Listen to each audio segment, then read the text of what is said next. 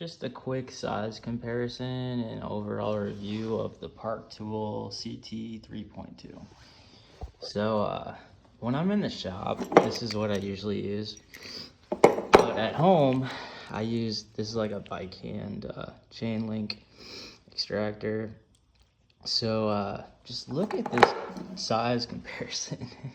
The CT-3.2 went on sale last week. It was like 25 bucks. Usually it's like 57, but I really do think it's worth it longevity wise.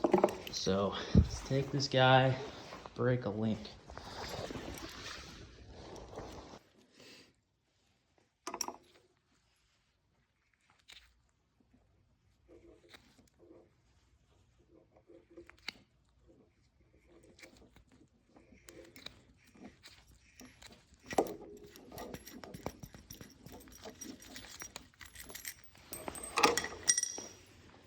Hell yeah, it's pretty good. So just right there, I can tell obviously off the bat, it's a lot less sloppy. It's just a lot heavier, built to last, and it's gonna remove those pins a lot nicer than pretty much anything else. So do I think it's worth the investment? Of course. I love Parktool.